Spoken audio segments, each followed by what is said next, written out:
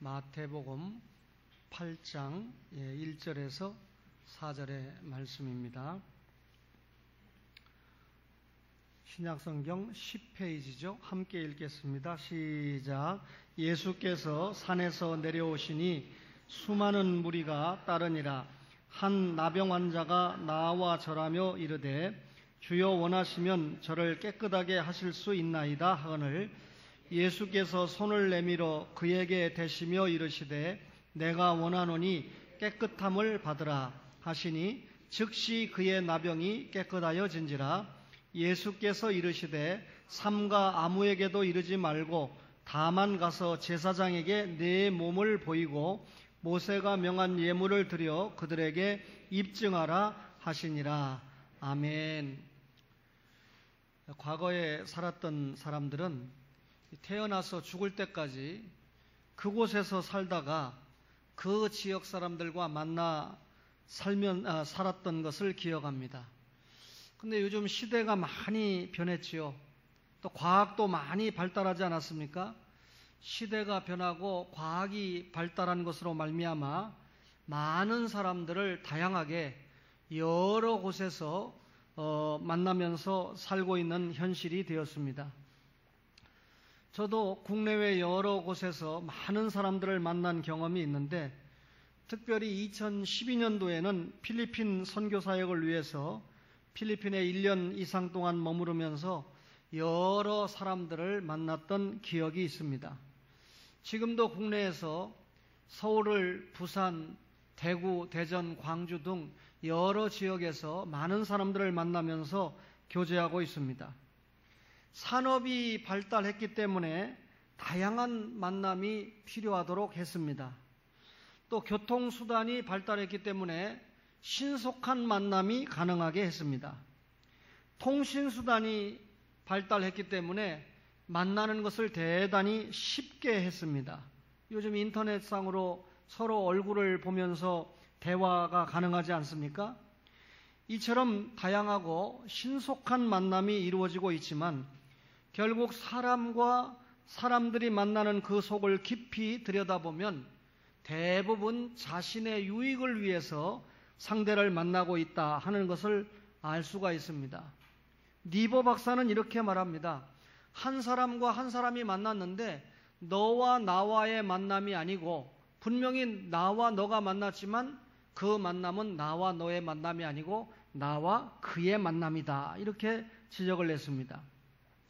분명히 내가 너를 만났지만 또 당신이 나를 만났지만 결국은 당신과 내가 추구하는 것이 다른 무엇을 위해서 만난 것이다. 나의 이득을 위해서 만난 것이다 라고 지적을 했습니다. 여러분, 인간의 다양한 만남은 좋은 결과를 양산하는 것보다는 많은 문제를 낳고 있는 경우가 많습니다. 제자와 스승이 만났는데도 결과가 좋지 않은 경우가 많아요. 고용주와 피고용주 간에도 그 만남에서 문제가 많이 생겨나지 않습니까? 심지어 부부 간에도 여러 가지 갈등과 문제가 많이 만들어지고 있습니다. 세상의 만남은 삐뚤어진 만남의 결과로 여러 가지 문제들을 양산하고 있는데 최근에 어느 감독과 어느 젊은 여배우가 만나서 화제가 되고 있습니다. 나이가 22살 차이가 있다. 나이 차이가 많은 것도 문제지만 그거보다 더 심각한 문제는 여러분 나이가 22살 정도 차이가 날 정도가 되면 설사 자기에 대해서 좋은 감정을 가진다고 해도 정신 차리라. 네 장래를 위해서 바로 가야 된다라고 권해줘야 될 수 있는 것이 앞선 자의 도리 아니겠습니까?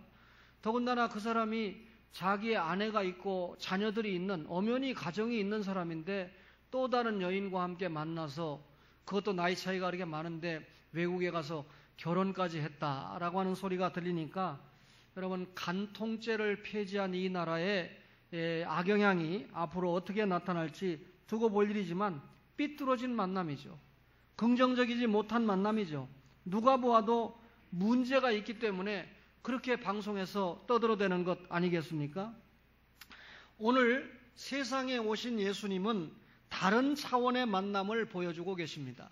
마태복음 8장을 우리가 읽었습니다만 예수님께서 산상수훈을 마치고 산에서 내려오셨을 때 어떤 사람들을 만나셨는지 우리가 확인해 볼 수 있습니다. 예수님이 만난 사람들은 오늘 읽은 대로 제일 먼저 나병 환자를 만나 주셨습니다. 그 다음에 백부장의 하인이 중풍 들렸는데 그 환자를 만나서 고쳐주셨죠. 베드로의 장모가 열병에 걸려 고통을 당하고 있었는데 예수님이 만나서 역시 치유를 해 주셨습니다. 귀신 들린 많은 사람들을 예수님이 만나서 귀신을 추방시켜 주셨습니다. 오늘 여러분과 함께 읽었던 본문을 자세히 보면 나병 환자가 예수님께 나와서 아주 겸손하게 절을 하면서 자신을 깨끗하게 해달라라고 간청을 했습니다. 주님이 손을 내밀어서 그의 썩고 문드러진 손을 덥석 잡았습니다.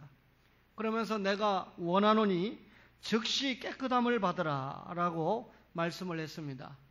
그 당시에 모든 사람들이 나병이 걸렸다고 그러면 천벌을 받았다. 하나님 앞에 엄청난 죗값으로 천벌을 받았다. 그렇게 여겼습니다. 심지어 자신의 가족에게도 버림을 받았던 자들이 나병 환자들이었습니다. 그런데 예수님은 이 나병 환자를 만나서 치유를 해주셨습니다. 주님이 자신의 유익을 위해서 만난 것이 아니라 이 나병 환자를 위해서 그를 만나주시고 그를 고쳐주셨다. 그 말이죠. 단순히 나병을 고치는 것이 목적이 아니었습니다. 이 나병 환자의 영혼을 고쳐서 구원시키는 것이 목적인데 한 영혼의 구원을 위해서 그가 가지고 있는 질병을 고치는 것은 수단으로 예수님께서 사용을 하시는 것을 보게 됩니다. 복음서의 몇몇 기록을 보면 상대편을 복되게 하기 위해서 예수님께서 만나 주시는 것을 발견할 수 있습니다. 베데스다 목가에 38년 된 병자가 있었습니다. 자신의 모든 것을 탕진했겠죠. 가끔 하늘에서 천사가 내려와서 물을 움직이면 그때 먼저 들어가는 자가 어떤 병에 걸리든지 낫는다라고 하는 전설을 믿고 그 소문에 매달려서 기다리고 있었습니다. 사실상 38년 동안 치유를 받지 못하고 있었기 때문에 죽음을 기다리는 그런 환자였습니다. 그러나 예수님께서 38년 된 병자를 만나 주었습니다. 그리고 치유의 명령을 내려주셨습니다. 오늘 제가 아침을 먹고 잠깐 산책을 하는 동안에 보니까 저희 아파트 옆에 비가 온 다음에 그런지 몰라도 지렁이들이 많이 죽어 있어요. 그런데 살아있는 지렁이도 좋게 10마리 안팎이 됩니다.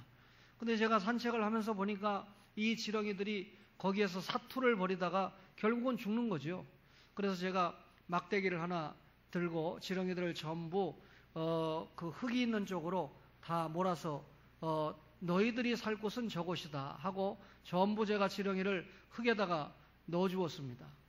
여러분 그것을 보면서 성경에 우리가 지렁이 같은 인생이다라고 하는 그런 말씀을 했는데 정말 살기 위해서 그곳에서 고투하는 인생들이 아닌가. 그러나 결국은 누군가가 도움을 주지 않으면 살 수가 없다는 생각을 해봤습니다. 주님은 삭개오를 만나주셨습니다. 여러분 사회적인 지위 괜찮아요. 경제적으로도 잘 살고 있었던 삭개오입니다.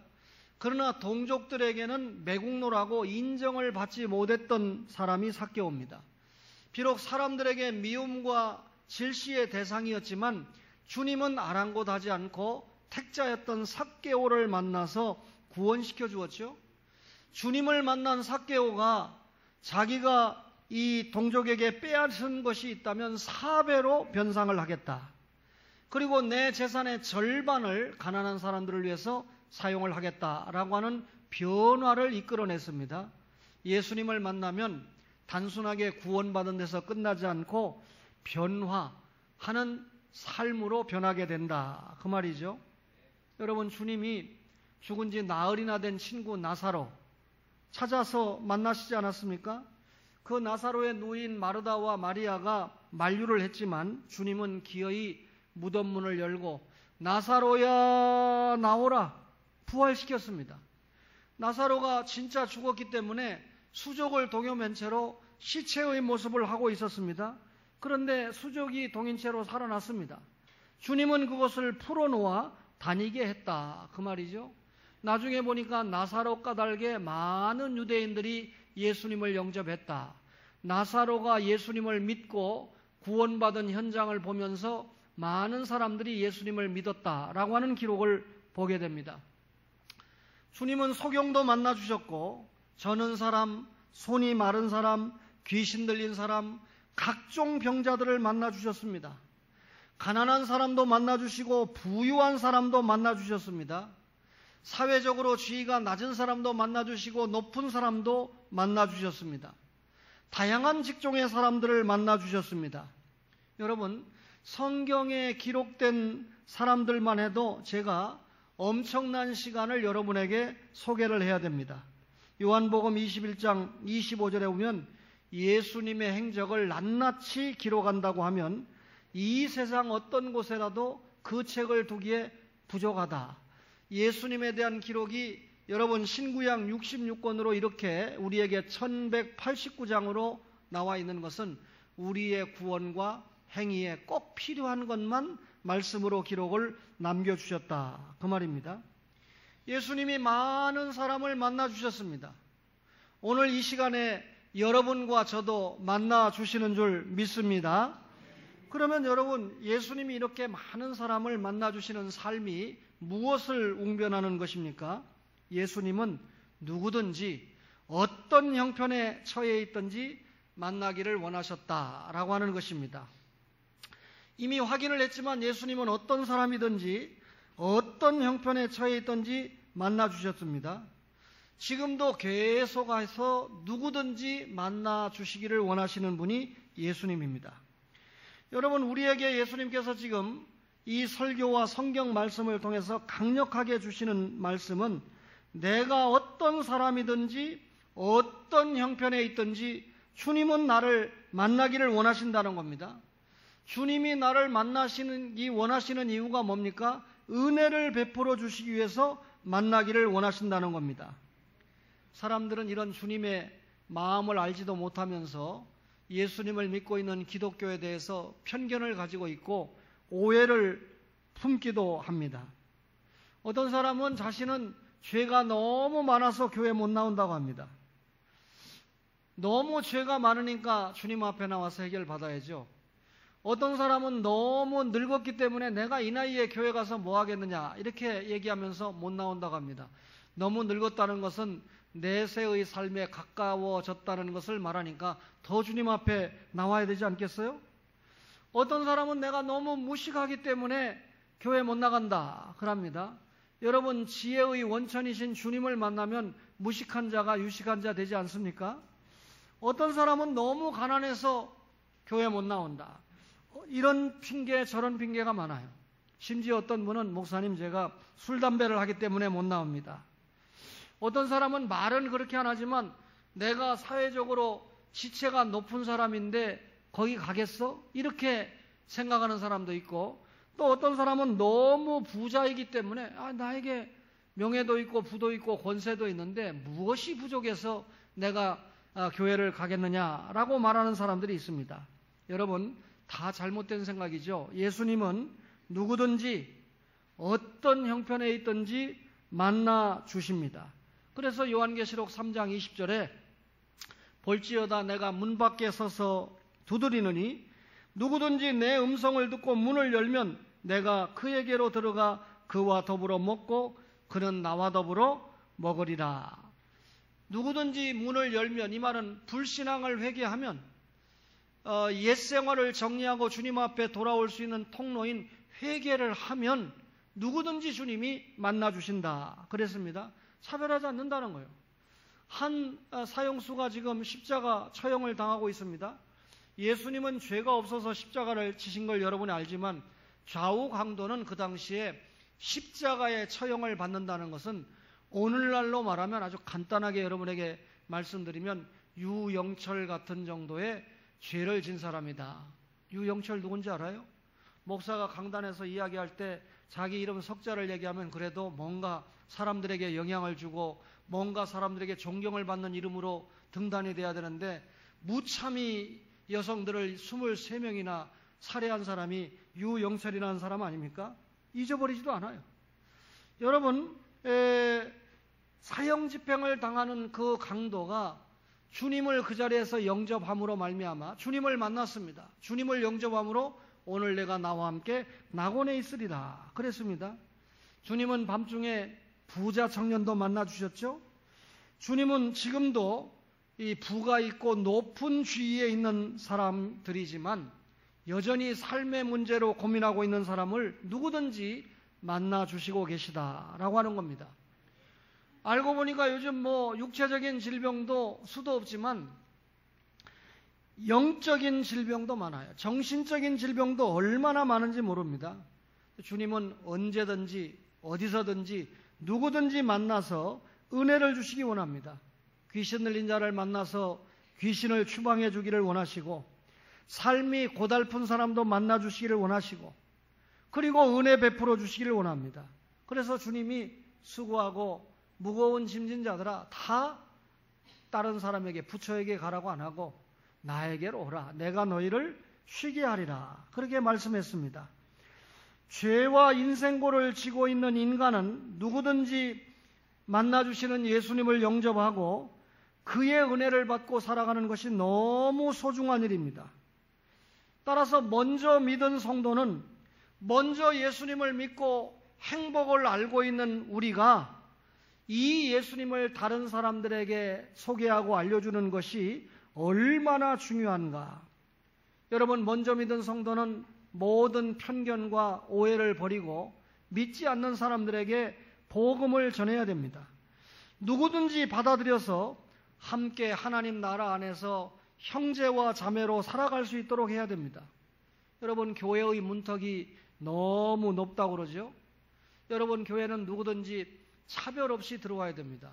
우리 교회가 문턱이 높지 않은 교회가 되려고 하면 그저 문 앞에서 두 분의 전도사님만 여러분들을 환영하는 교회가 아니라 그냥 보면 장로님들 기도는 집에서 하시면 되죠.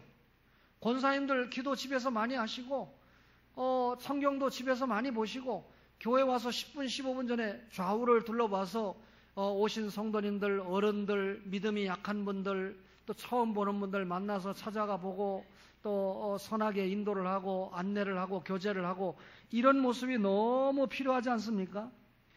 여러분, 이래서 저 사람은 안 되고 저 사람은 이렇기 때문에 안 되고 저 사람은 말이 많으니까 교회에 오면 안 되고 우리가 그렇게 판단하면 안 된다는 거죠. 누구에게든지 문을 활짝 열고 복음을 전하는 여러분과 저가 되시기를 바랍니다. 그 사람이 되고 안 되고는 주님이 판단하고 주님이 정하실 문제지 우리가 판단하고 정할 문제는 아니다 그 말입니다. 주님은 누구든지 만나기를 원하시고 누구든지 만나서 구원하시기를 원하시는데 우리가 저 사람은 안 돼, 저 사람은 교회 나오면 안 돼, 저 사람이 예수 믿으면 되겠나라고 판단하면 안 된다는 거죠. 제가 어제도 광성교에서 돌아오다 보니까 신세계 그 터미널 거기에서 보니까 등에 주 예수를 믿으라 그리하면 너와 내 집이 구원을 얻으리라 하면서 열심히 전도하는 사람을 봤어요. 대단하더라고요. 제가 부산역에 내릴 때마다 그런 분을 만납니다. 또 부산에서 전철을 타고 갈 때마다 거의 그 시간에 타기 때문에 그런지 그 정장을 한 할아버지가 예수를 믿으세요 하고 전도하고 가는 걸 보게 됩니다. 그런데 과연 지금 말한 그런 스타일의 전도가 얼마나 많은 사람들에게 공감을 일으킬 수 있을까에 대해서는 내가 많은 고민을 해봅니다. 여러분, 전혀 모르는 무수 대중들에게 예수 믿으세요, 예수 천당, 불신지옥 이렇게 얘기했을 때 오히려 역효과가 나는 것은 아닌가 그런 염려가 되지만 그럼에도 불구하고 많은 사람들에게 예수님을 믿어야 구원받을 수 있다고 전할 수 있는 용기와 전할 수 있는 믿음을 가진 분들을 볼 때 참 대단한 존경심이 보입니다. 그럼에도 우리는 효과적인 전도가 무엇인가를 생각해 봐야 되겠죠. 조만간 우리나라의 새로운 기독교 방송국 채널이 나오게 될 터인데 유력한 기업가가 돈을 내서 방송국이 나옵니다. 그 방송국의 출연 목적은 기존 방송국들이 너무 상업화돼서 돈을 많이 내야 설교를 해주고 또 심사를 해서 아무리 교인들이 많이 모이는 목사님이라고 해도 말씀을 제대로 전하지 않으면 방송에 출연을 안 시켜야 되는데 너나 나나 다 시키기 때문에 안 되겠다. 진짜 하나님의 말씀만 전하는 그런 방송을 만들어야 되겠다 해서 출연을 하게 된답니다. 그런데 감사하게도 그 본부장이 저를 만나자고 해서 만났는데 그 이유가 앞으로 이 방송이 개설이 되면 신 목사님부터 설교를 해야 됩니다. 보통 이 주일날 11시 채널 같은 거 살려고 그러면 한 번 나가는데 5천만 원이거든요. 이 중요한 방송은. 그리고 뭐 보통 500만 원에서 1000만 원은 기본입니다. 30분에. 그런데 그런 시간에 저를 그냥 세워준다고 그러니까 기대가 지금 충만합니다. 하여튼 여러분들이 기도를 많이 해주셔서 그런 걸로 알고 있어요. 그런데 그분이 하는 말입니다. 자기는 사람들을 만나서 예수 믿으세요. 예수 믿으면 복 받습니다. 그 소리 안 한대요. 여러 대화를 하면서 당신이 지금 부장이네, 국장이네, 판사네, 변호사네, 복을 참 많이 받았네. 세상적으로도 뭐 부족함이 없이 복 받았네. 그런데 지금 예수님을 믿으면 지금도 복을 받았는데 얼마나 더 많이 복을 받겠나? 부장판사에서 끝날 건가? 앞으로 더 올라가야지? 이렇게 얘기하면서 전도를 한다는 거예요. 그런데 교회 나온대요. 그러면 이제 교회 나오면 그 다음부터 말씀을 들으면서 중생이 무엇인지, 성화가 무엇인지, 영화가 무엇인지 깨달으면서 신자가 되지 않겠느냐는 거예요. 참 지혜가 있다 생각을 했습니다. 관계 전도, 생활 전도가 너무나 중요하지 않아요? 저를 사랑하시는 한 분이 저를 너무 가깝게 생각해서 그런지 여러 친구들하고 만나서 친교회를 아주 재밌게 하더라고요. 제가 동창회를 못 가는 이유가 동창회 가면 목사가 왔으니까 기도 좀 해주세요. 좋지요. 그런데 여러분 술 파티 하면서 기도해달라고 그러면 내가 뭐라고 기도하겠습니까? 그리고 만남의 주제가 보통 세상적이기 때문에 목사가 그 자리에 앉아있기 곤란해요. 갈 수가 없지요. 그런데 그분이 보니까 막걸리를 한 잔씩 하시면서 친구들이랑 이렇게 즐거운 장면을 저에게 보내줬어요. 그러면서 제가 술 먹지 마세요. 교회 다니시는 분이 술 드시면 됩니까? 제가 이런 얘기 안 했습니다. 즐거운 시간을 갖고 계시네요. 이분들이 다 교회 다니면 얼마나 좋을까요? 그랬더니 제가 인도하면 다 됩니다. 이렇게 저한테 답을 보냈더라고요. 그분이 이 자리에 계셔요. 앞으로 많은 사람들이 그분을 통해서 많이 전도가 될 줄로 믿습니다. 전도 어려운 것 같지만 쉽습니다. 그죠? 또 쉬운 것 같지만 어렵습니다. 그러니까 어려운 것 같지만 쉽다고 생각할 때 열심히 전도하시고 쉬운 것 같지만 어렵다고 생각할 때 열심히 무릎 꿇고 기도하시면 주님께서 여러분 아름다운 열매를 우리에게 돌려주신다. 그 말이죠. 여러분 오직 상대편의 유익을 위해서 예수님이 만나 주셨다는 것을 본문을 통해서 깨닫게 되는데 주님이 여러 사람들을 만났지만 자신의 유익이 아니라 언제나 상대편의 유익을 위해서 사역을 하셨습니다. 만나는 사람들을 가르쳐 주셨습니다. 먹여 주셨습니다. 고쳐 주셨습니다. 귀신을 내쫓아 주셨습니다. 새로운 삶을 살도록 하셨습니다. 예수님의 이러한 사역의 특징은 자신을 온전히 다 드리는 구주의 모습을 삶으로 보여준 거죠. 예수님은 상대편의 유익을 위해서 사시는 모습을 자신을 다 드려서 십자가에서 보여주셨습니다. 하나밖에 없는 생명을 우리를 구원하기 위해서 십자가에 내어주시지 않았습니까? 아담이 범죄 타락했을 때 여자의 후손이 제시됐는데 뱀이 여자의 후손의 발꿈치를 상하게 한다는 말은 예수님께서 십자가에 죽어 보혈을 흘린다는 말이지요. 그 예수님이 십자가에 죽기까지 이 땅 위에서 여러분과 저를 위한 희생의 삶을 사셨다. 그 말이죠. 그래서 예수님은 마태복음 20장 28절에 인자가 온 것은 섬김을 받으려 함이 아니라 도리어 섬기려 하고 자기 목숨을 많은 사람의 대속물로 주려 함이니라 그랬습니다. 이것은 우리에게 아주 중요한 사실을 깨닫게 해줍니다. 주님은 우리의 구원자이자 완전한 구원자지요. 여러분 세상에 어떤 종교적인 교주에게 이런 것들이 있습니까? 다른 나라까지 갈 것도 없이 문선명이라든지 박대선이라든지 이만이라든지 이런 교주들을 한번 생각해 보세요.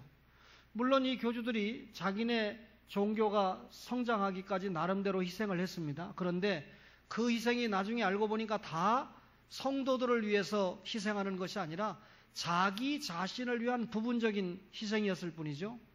여러분, 이단 교주들 치고 사이비 교주들 치고 물질적으로 부자 아닌 사람 누가 있습니까? 여러분, 문선명이 죽고 나니까 자식들이 그 엄마 한학자에게 고소를 할 만큼 재산 문제를 가지고 고소할 만큼 이게 통일교회 현주소입니다. 그렇죠? 여러분, 이단 교주들 치고 성적으로 문제없는 이단 봤습니까? 여러분, 최근에 죽은 것으로 발표가 됐지만 앞으로 이건 역사가 지나가면서 다음 정권에서 상당 부분 밝혀지겠지만 유병원과 같은 세칭 구원파라고 하는 이단, 돈이 없습니까? 여자가 없습니까? 권세가 없습니까? 여러분, 엄청나지 않습니까? 여러분, 이런 이단들은 절대로 상대방을 위해서 희생하거나 섬기지 않아요. 저와 지 가족을 위해서 상대방을 갈취하고 희생을 시키지 않습니까? 물욕도 있고 성욕도 있고 권세욕도 있고 심지어 명예욕심까지 다 요구하고 있죠. 우리나라 국회의원의 숫자가 정확하게 300명이라고 합니다. 그런데 이 300명의 국회의원들이 가지고 있는 특권이 300개 정도가 된다고 합니다. 우리가 상상할 수 없는 여러 가지 특권인데 이런 건 제가 강단에서 얘기하는 것보다 그저 거기에 전문가 분에게 여러분들이 대화하면서 좀 많이 배우시면 좋겠어요. 그런데 국회의원들도 주님을 만나잖아요. 예수님을 믿었던지 안 만나든지 일단 주님을 만나서 기록된 책대로 심판을 받지 않습니까? 그런데 한국의 국회의원 300명이 주님을 만났대요. 주님을 만나가지고 다 너 뭐 하다 왔냐? 그러니까 대한민국 국회의원을 하다 왔습니다. 대한민국 국회의원 하면서 어떻게 살았느냐? 그러니까 내가 어떻게 도시를 발전시키고 별소를 다 하길래 아니 그거 말고 네가 국회의원을 하면서 누린 특권이 무엇이냐? 그러니까 비행기도 그냥 타고 고속철도 그냥 타고 막 얘기하더래요. 그래 주님이 다 듣더니 나도 내려가서 대한민국의 국회의원 한번 해보고 싶다. 그렇게 특권이 많았느냐? 부럽다. 주님이 그렇게 말씀을 하셨다는 거예요. 여러분 무슨 말입니까? 국회의원이 국민을 위해서 살지 않고 다른 사람을 위해서 살지 않고 목민의 지팡이로 살아야 되는데 자기 자신만을 위해서 살았다는 것을 풍자적으로 이야기한 것이죠. 물론 국회의원이라고 다 그랬겠습니까? 과거에 제아무개 국회의원이나 김아무개 국회의원 같은 사람들은 나름대로 자기의 지역 구민을 위해서 헌신했다는 기록도 나름대로 남기고 있습니다. 여러분, 성도는 예수님을 닮는 것은 삶의 목적이라고 말하지 않습니까? 예수님을 닮아서 그 예수님을 닮은 모습을 통해서 하나님의 영광을 드러내는 것이 예수 믿는 사람의 삶의 목적 아닙니까? 따라서 예수님이 보여준 삶은 희생입니다. 섬김입니다. 온유입니다. 사랑입니다. 그렇죠? 겸손입니다.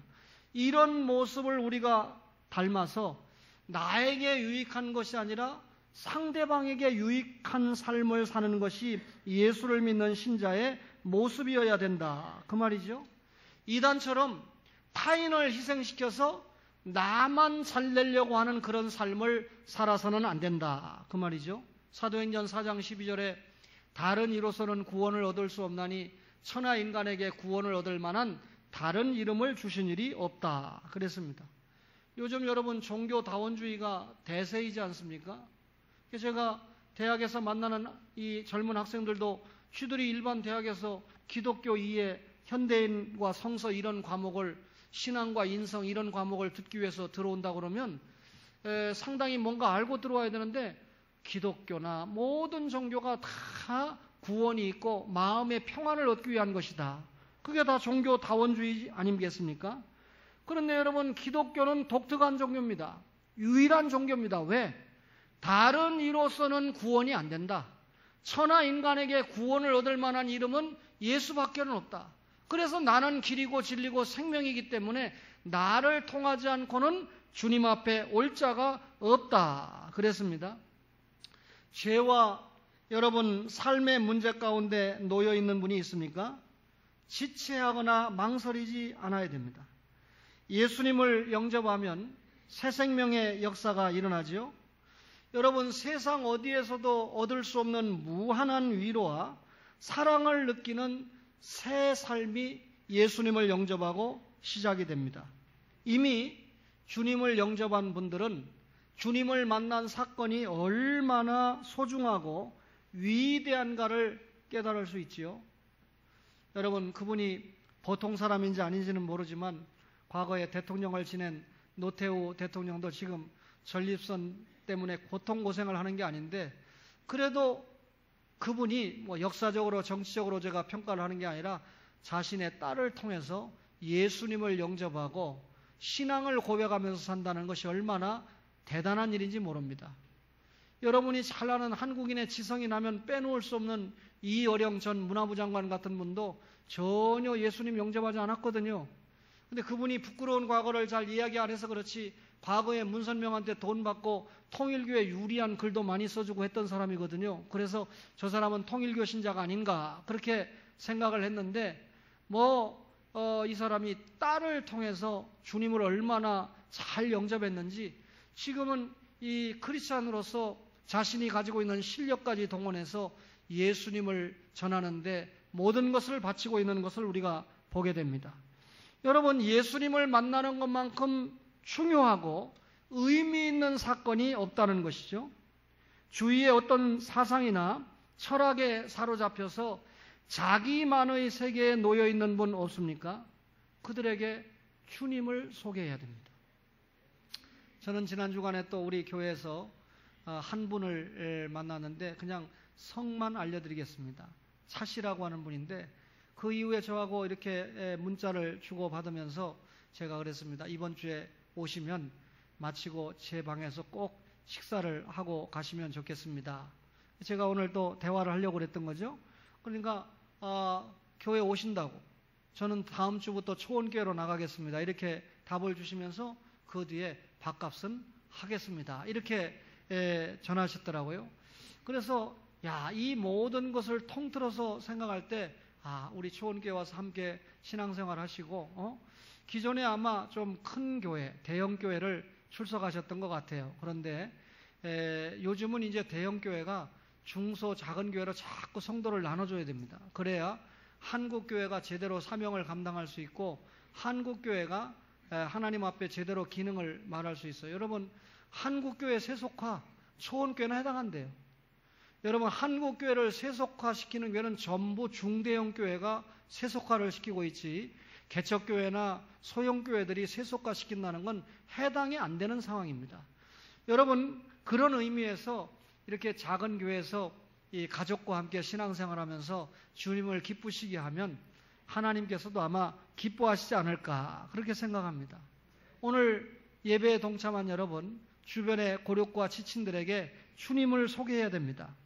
여러분, 누구든지 만나주시는 예수님, 만나면 문제를 해결해 주시는 예수님, 영생의 길을 확실하게 보장해 주시는 그 주님을 소개해야 됩니다. 지금 설교하는 목사나 여러분이 호흡하고 살아있다는 것은 복음을 전할 수 있는 기회가 아직도, 사명이 나에게 남아있다는 것이고, 아직도 상대방이 내 앞에 살아있다는 것은 그 사람이 나를 통해서 복음을 제시받을 수 있는 기회가 있다, 그 말입니다. 주님의 재림이 눈앞에 있죠. 우리가 지금 할 수 있는 일은 주님의 복음을 전하는 일입니다. 가장 귀하고 우선적인 복음을 전하기 위해서 우리에게 본이 되는 생활은 기본이죠. 희생과 섬김의 삶, 온유와 겸손의 삶을 통해서 많은 사람들이 나 때문에 교회 안 나오게 하는 것이 아니라 나 때문에 주님에 대해서 관심을 갖고 나 때문에 교회에 더 한 번 나오게 할 수 있는 그런 전령사가 모두 다 되시기를 주님의 이름으로 축원합니다.